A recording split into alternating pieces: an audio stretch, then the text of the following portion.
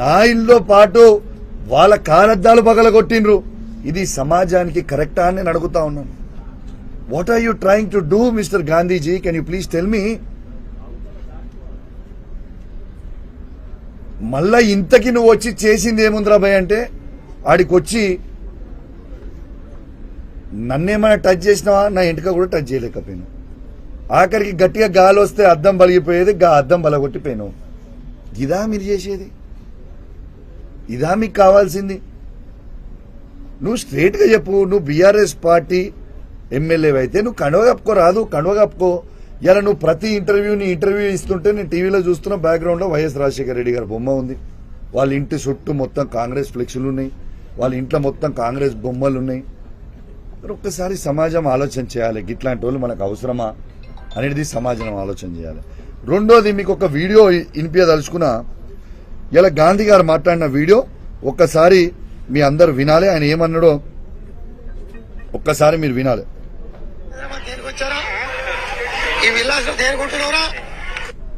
మళ్ళా వినిపిస్తే ఒకసారి వినాలి ప్లీజ్.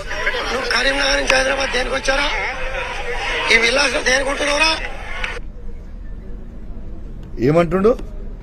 కరీంనగర్ నుంచి నువ్వు వీడికి ఎందుకు వచ్చినావు? నువ్వు ఈ విల్లాస్లో ఎందుకు ఉంటున్నావు? ఆ భాష కూడా నేను అనలేను. నేను అనలేక కాదు. అరే గాంధీ, తురే గాంధీ, ఏంద్రా పోరా నేను కూడా అనొచ్చు. కానీ మా నాయకుడు కేసీఆర్ గారు మాకు సంస్కారం నేర్పించింది కాబట్టి నేను అంటలేను.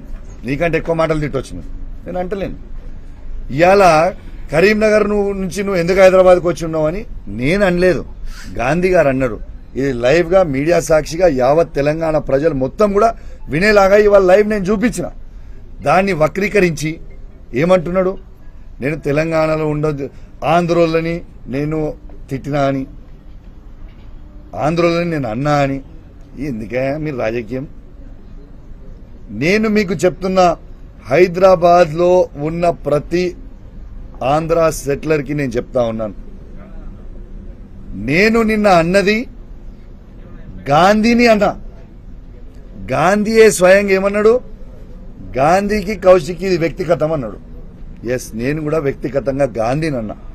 ప్రతి ఆంధ్ర సెటిలర్ అంటే మాకు గౌరవం ఉంది.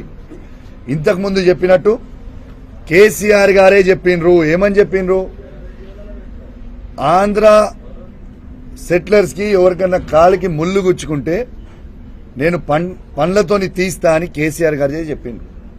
ఉట్టి మాటలనే కాదు, ఇదే ఆంధ్ర సెటిలర్లని ఈ 10 సంవత్సరాల కేసీఆర్ నాయకత్వంలో ఎంత అద్భుతంగా చూసుకున్నాము. ఒక్క ఇన్సిడెంట్ అని ఏమైనా చేసినామా? ఒక్కసారి ఆలోచన చేయండి. వీళ్ళ చిల్లర రాజకీయాల కోసం ఆంధ్ర తెలంగాణ అని రెచ్చగొట్టి